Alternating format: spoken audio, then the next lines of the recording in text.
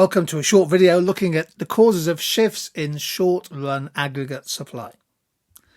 Now, short-run supply is a relationship between planned national output and the general price level. And we assume that productivity and the state of technology is constant in the short run when drawing the short-run aggregate supply curve. So what are some of the key causes of shifts in short-run supply?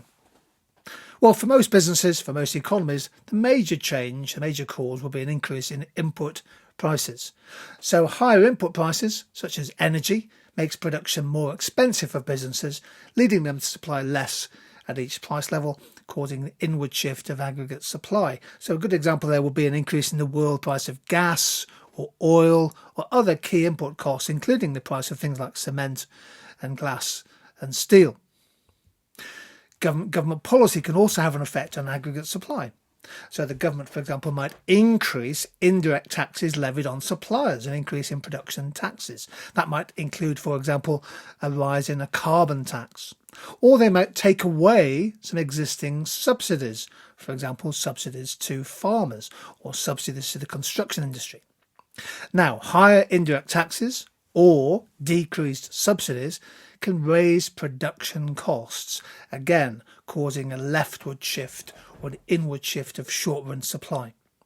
Another good example there would be a change in the minimum wage. We've seen this recently in the UK, 2 successive increases in the national minimum wage, affecting many businesses, particularly labour-intensive sectors such as retailing, hospitality and tourism. A rise in the minimum wage, if it's not offset by an increase in productivity, can lead to an inward shift in aggregate supply. Now, a third factor often missed out by students is important, particularly for open economies. Let's consider a fall in the external value of a currency, a depreciation, for example, the pound falling against the US dollar. Now, if the exchange rate depreciates, that leads to an increase in the prices we pay for imports, such as imported energy, raw materials, and also component parts. And if that's significant, that can again cause an inward shift of short-run aggregate supply.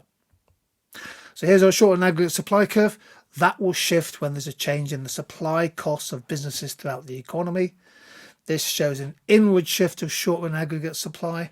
That's caused by an increase in supply costs, causing aggregate supply to shift from SAS1 to SRAS2, meaning that less can be produced at each general price level.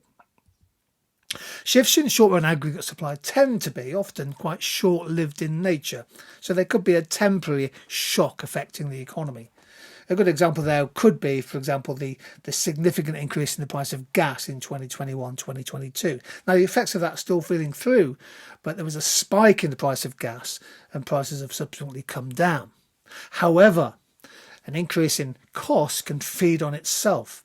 For example, higher energy prices often lead to an increase in cost-push inflation, businesses raising price to protect their profit margins, and that in turn causes an acceleration in the pace of wage and pay demands. Now, if those wages go up, that again puts extra pressure on business costs.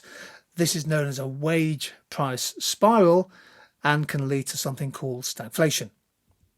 There we go, a quick video on causes of shifts in short-run aggregate supply.